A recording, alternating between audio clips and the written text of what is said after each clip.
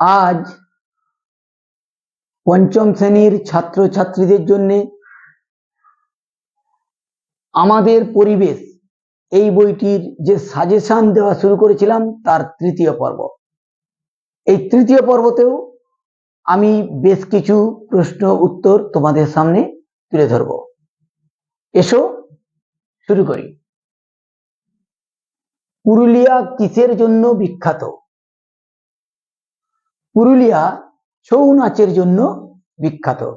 সে বিরাট বড় বড় মুখোশ পরে দুর্গা, কালী, লক্ষ্মী, সরস্বতী, গণেশ, কার্তিক, এছাড়া আরো অনেক কিছু, সিংহ, এইসব নিয়ে বিভিন্ন বাদ্যযন্ত্র নিয়ে যে নাচ আমরা বিভিন্ন সময় দেখি সেটাই হলো ছৌ নাচ। তমলুকের আদি নাম কি? তাম্রলিপ্ত। তোমরা ইতিহাস বইতে পড়েছো তাম্রলিপ্ত বন্দর, সেই তাম্রলিপ্তই হচ্ছে তমলুক, এখনকার তমলুক। পশ্চিমবঙ্গের রাজধানীর নাম কি? আমি দেখেছি তোমরা অনেকেই এটা ভুল করো। আমরা পশ্চিমবঙ্গে বাস করি, অথচ পশ্চিমবঙ্গের রাজধানী জানবো না, সেটা তো হতে পারে না। পশ্চিমবঙ্গের রাজধানী হলো কলকাতা। কি কি দর্শনীয় স্থান আছে? কলকাতার উপর সবার একটা কৌতূহল থাকে, কলকাতা ভ্রমণ করতে সবাই চায়। কলকাতায় আছে জাদুঘর, আছে চিড়িয়াখানা, আছে ভিক্টোরিয়া মেমোরিয়াল, আছে বিড়লা প্ল্যানেটোরিয়াম, আছে সায়েন্স সিটি, আছে মেট্রো রেল, আছে গঙ্গা নদী, দ্বিতীয় হুগলি ব্রিজ, প্রথম হুগলি ব্রিজ, পরেশনাথের মন্দির, তারপর আছে কালীঘাট, আছে দক্ষিণেশ্বর, এবং আরো অনেক কিছু ছড়িয়ে ছিটিয়ে বিভিন্ন জায়গাতে, কলকাতার বিভিন্ন জায়গাতেই দেখার মতো অনেক জায়গা আছে। বোটানিক্যাল গার্ডেন কোথায় আছে? এখানে কি দেখা যায়? বোটানিক্যাল গার্ডেন আছে হাওড়ার শিবপুরে। এখানে বিভিন্ন গাছ, উদ্ভিদ দেখতে পাওয়া যায়। বহু প্রাচীন উদ্ভিদ এখানে, পুরনো উদ্ভিদ এখানে দেখতে পাওয়া যায়। রবীন্দ্রনাথ ঠাকুর আশ্রম বিদ্যালয় কোথায় স্থাপন করেন? বোলপুরে, যেটা বর্তমানে শান্তিনিকেতন। সেটি রবীন্দ্রনাথ ঠাকুর স্থাপন করেছিলেন, তখন ছিল একটি ব্রহ্মচর্য আশ্রম, এখন সেটা হয়েছে বিশ্বভারতী বিশ্ববিদ্যালয়। আরামবাগ কোন নদীর তীরে অবস্থিত? আরামবাগ দ্বারকেশ্বর নদীর তীরে অবস্থিত। দ্বারকেশ্বর নদীর তীরে অবস্থিত। রেল ইঞ্জিন তৈরির কারখানা কোথায় আছে? রেল ইঞ্জিন তৈরির কারখানা আছে চিত্তরঞ্জনে। চিত্তরঞ্জনে।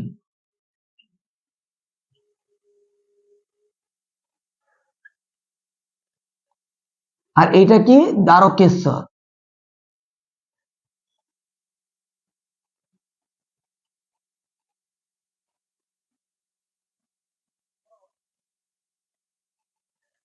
দুর্গাপুর কিসের জন্য বিখ্যাত? দুর্গাপুরে একটা স্টিল প্ল্যান্ট আছে, তাছাড়া রাসায়নিক সার উৎপাদন কেন্দ্র, এছাড়াও ছোট বড় বিভিন্ন রকমের কারখানা এই ইস্পাত কারখানাকে কেন্দ্র করে গড়ে উঠেছে। দুর্গাপুর হলো একটা শিল্প নগরী। কল্যাণী কিসের জন্য বিখ্যাত? কল্যাণী একটা শহর, পরিকল্পিত শহর, প্ল্যান্ট সিটি, যা তৈরি করেছিলেন ডক্টর বিধানচন্দ্র রায়। কল্যাণীতে আছে একটা বিশ্ববিদ্যালয়, আছে এইমস চিকিৎসা কেন্দ্র। আর কল্যাণী রেলপথে যোগাযোগ ব্যবস্থাও খুবই ভালো। এছাড়াও এখানে অনেক শিক্ষা প্রতিষ্ঠান আছে। চৈতন্যদেবের জন্মস্থান কোথায়? চৈতন্যদেবের জন্মস্থান নবদ্বীপে। কাঠের উনুন, কয়লার উনুন, আবার হিটার, যে আমরা হিটারে করে রান্না টান্না করি সেটাও একটা উনুন, আবার গ্যাসের উনুন, আর একটা আছে মাইক্রো ওভেন, সেটাও একটা উনুন, আর একটা আছে ইন্ডাকশন ওভেন, সেটাও একটা উনুন, আর আরেকটা আছে সেটা হলো সৌর উনুন। সূর্যের আলোক থেকে যে তাপ উৎপন্ন হচ্ছে সেই তাপের সাহায্যে রান্না টান্না করা হয় যে যন্ত্রটির সাহায্যে, যে উনুনটির সাহায্যে, সেটাও একটা উনুন। এখানে দেখো স্মরণীয় যারা, রবীন্দ্রনাথ ঠাকুর, এখানে কিভাবে প্রশ্নগুলো আসতে পারে, ম্যাচিং দিতে পারে, শূন্যস্থান পূরণ দিতে পারে, কিভাবে আসবে সেটা তো বলা যাবে না, তাই আমি এইভাবেই একটা লিস্ট করে দিলাম। রবীন্দ্রনাথ ঠাকুর বিশ্বকবি, জন্ম 1861 সালে, নোবেল পুরস্কার পেয়েছিলেন 1913 সালে। রাজা রামমোহন রায় সমাজ সংস্কারক, সতীদাহ প্রথা রদ করার জন্য আন্দোলন করেছিলেন। বঙ্কিমচন্দ্র চট্টোপাধ্যায় একজন সাহিত্যিক ছিলেন। আচ্ছা, এক্ষেত্রে বলি রাজা রামমোহন রায় কিন্তু আন্দোলনটা সংগঠিত করেছিলেন এবং তারই প্রচেষ্টায় সতীদাহ প্রথা নিবারিত হয়েছিল, সতীদাহ প্রথা রদ আইন তৈরি হয়েছিল। প্লেগ রোগীর সেবা কে করেছিলেন? ভগ্নী নিবেদিতা। নারী শিক্ষা বিস্তার, নারী শিক্ষা বিস্তারের জন্য বেগম রোকেয়া নিরলস প্রচেষ্টা চালিয়ে গিয়েছিলেন। বইতে মুখ ডুবিয়ে বসে না থেকে খেলাধুলা করো, এটা কোটেশনের মধ্যে থাকবে। এই কথাটা কে বলেছিলেন? স্বামী বিবেকানন্দ। খেলাধুলা করো, তাহলে শরীর চর্চা, মন এবং শরীর দুটোই ভালো থাকবে। আজাদ হিন্দ ফৌজের নেতৃত্ব কে দিয়েছিলেন? নেতাজি সুভাষচন্দ্র বসু। মাস্টারদা নামে কে পরিচিত? সূর্য সেন। তার কি অবদান আছে? তিনি চট্টগ্রামে অস্ত্রাগার লুণ্ঠন করেছিলেন এবং তারপরে জালালাবাদের যুদ্ধ হয়েছিল, তার বাহিনী পরাজিত হয়েছিল। 1947 সালের 15ই আগস্ট কিসের জন্য বিখ্যাত? 1947 সালের 15ই আগস্ট ভারতবর্ষ স্বাধীনতা লাভ করেছিল। গান্ধী বুড়ি নামে কে পরিচিত? মাতঙ্গিনী হাজরা। শিশু দিবস কবে পালিত হয়? 14ই নভেম্বর। কেন জানো? তার কারণ সেই দিন ভারতের প্রথম প্রধানমন্ত্রী জওহরলাল নেহরুর জন্মদিন। জওহরলাল নেহরু শিশুদেরকে ভীষণ ভালোবাসতেন, সেই জন্য ওই 14ই নভেম্বর জওহরলাল নেহরুর জন্মদিনটিকেই শিশু দিবস হিসাবে পালন করা হয়ে থাকে। ভারতের প্রথম প্রধানমন্ত্রী কে ছিলেন? জওহরলাল নেহরু। শিক্ষক দিবস 5 সেপ্টেম্বর। 5 সেপ্টেম্বর প্রতি বছর তোমরা শিক্ষক দিবস পালন করো শিক্ষকদের প্রতি শ্রদ্ধা নিবেদন করার জন্য। অ্যাকচুয়ালি এই দিনটিতে ভারতের প্রথম উপরাষ্ট্রপতি এবং দ্বিতীয় রাষ্ট্রপতি দার্শনিক ডক্টর সর্বপল্লী রাধাকৃষ্ণনের জন্মদিন। তিনি বিরাট মাপের একজন শিক্ষক ছিলেন, তাই তার প্রতি শ্রদ্ধা নিবেদন করেই এই দিনটি শিক্ষক দিবস হিসেবেই পালন করা হয়ে থাকে।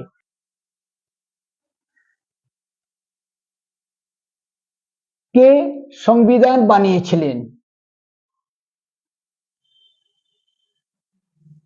Doctor B.R.. Ambedkar. B.R.. Ambedkar ছিলেন গণপরিষদের ড্রাফটিং কমিটির চেয়ারম্যান। ভারতের গণপরিষদের খসড়া কমিটির চেয়ারম্যান কে ছিলেন? বি.আর. আম্বেদকর। বি.আর. আম্বেদকর। দুজন বাঙালি বিজ্ঞানীর নাম লেখো। দুজন বাঙালি বিজ্ঞানী হচ্ছেন সত্যেন্দ্রনাথ বসু, প্রফুল্লচন্দ্র রায়। উদ্ভিদের প্রাণ আছে একথা কে বলেছেন? আচার্য জগদীশ চন্দ্র বসু। বেঙ্গল কেমিক্যাল কে প্রতিষ্ঠা করেন? আচার্য প্রফুল্লচন্দ্র রায়। কল্পনা দত্ত, প্রীতিলতা ওয়াদ্দেদার কে ছিলেন?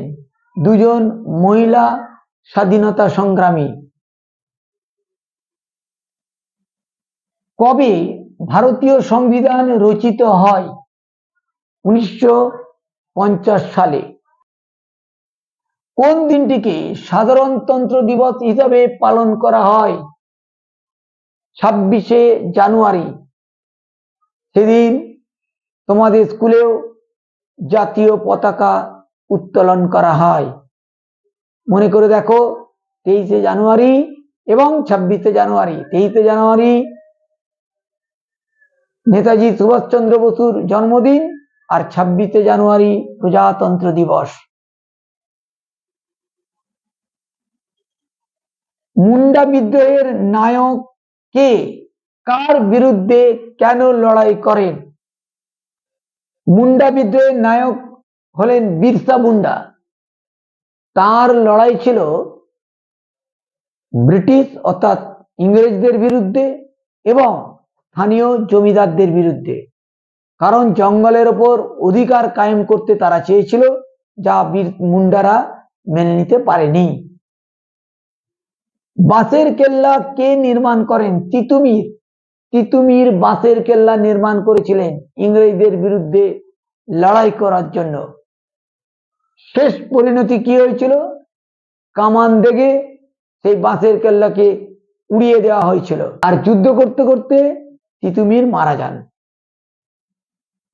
টেরাকোটার কাজ কোথায় বিখ্যাত?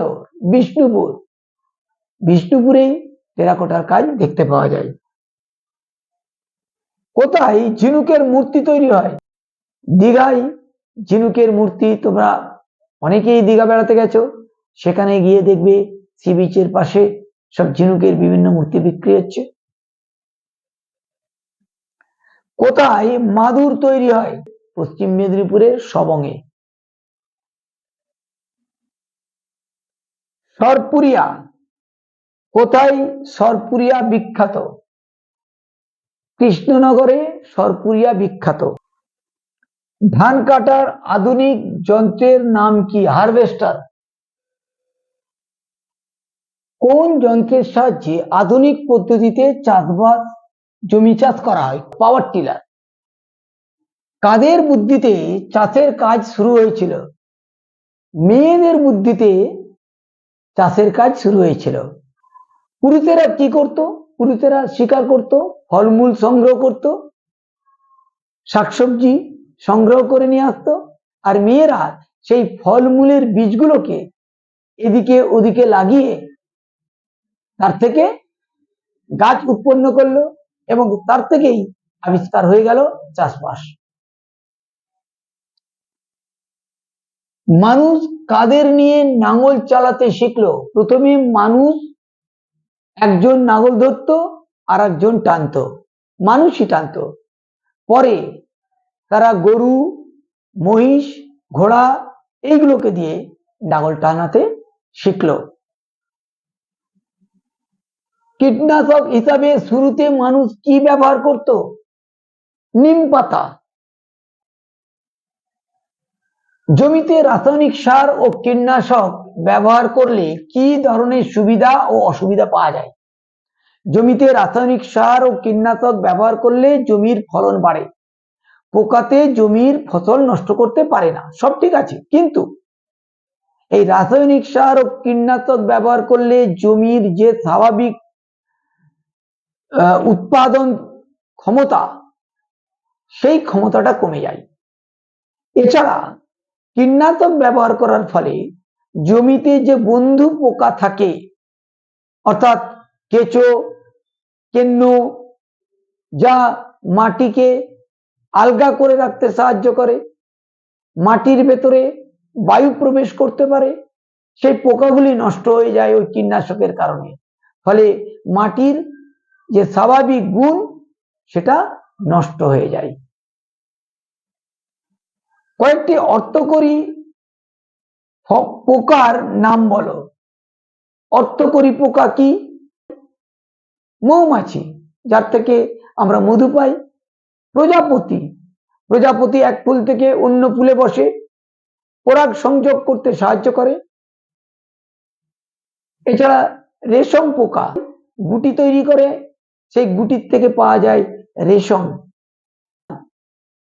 1990 সালটি স্মরণীয় কেন? 1990 সালের আগে ভারতে খাদ্যের বিরাট সংকট ছিল। মানুষ দুবেলা ঠিক মতো করে খেতে পেত না। 1990 সালে উন্নত মানের বীজ, আধুনিক যন্ত্রপাতি, রাসায়নিক সার, কীটনাশক ঔষধ, জলসেচ ব্যবস্থা উন্নয়ন প্রভৃতির মাধ্যমে কৃষিতে এক বিরাট বিপ্লব এসেছিল। কৃষি উৎপাদন অনেক গুণ বেড়ে গিয়েছিল। ফলে মানুষের মধ্যে যে খাদ্যের সংকট, সেই সংকটটা দূর হয়েছিল। এই জন্য 1990 সালটি আমাদের কাছে স্মরণীয় হয়ে আছে। কয়েকটি শীতকালীন ফসলের নাম বলো। দেখো, শীতকালে কি পাওয়া যায় আমরা সবাই জানি। শীতকালে আলু, শীতকালে পেঁয়াজ, শীতকালে ওই যে পাতা সমেত পেঁয়াজ, শীতকালে বেগুন, ফুলকপি, বিট, গাজর, বিনস, ক্যাপসিকাম, এইসবগুলো, বাঁধাকপি, এসবগুলো শীতকালের ফসল। মূলো। কয়েকটি গরমের ফসলের নাম বলো। গরমের ফসলের মধ্যে কি থাকবে? কুমড়ো, লাউ, তারপর তোমার শসা, বেগুন। বেগুন শীতকালে হয়, আবার গরমকালে হয়। পটল, ভেন্ডি, এগুলো গরমের ফসল। শীতকালের ফসলকে কি বলে? রবি শস্য। শীতের ফসলকে বলা হয় রবি ফসল বা রবি শস্য। আর গরমে যে ফসলগুলি হয় সেগুলোকে বলা হয় খারিফ ফসল বা খারিফ শস্য। তাহলে আজকে আমি ভিডিওটা আর বড় না করে এখানেই শেষ করব। পরের এপিসোডে বাকি অংশটা দিয়ে শেষ করার চেষ্টা করব। ভিডিওটা যদি ভালো লেগে থাকে তাহলে তোমরা অবশ্যই লাইক এবং বন্ধুদের মধ্যে শেয়ার করে দাও। আর পরবর্তী ভিডিওগুলো পাওয়ার জন্য চ্যানেলটিকে সাবস্ক্রাইব করে রাখো। আজকে এখানেই শেষ করছি, দেখা হবে পরের ভিডিওয়।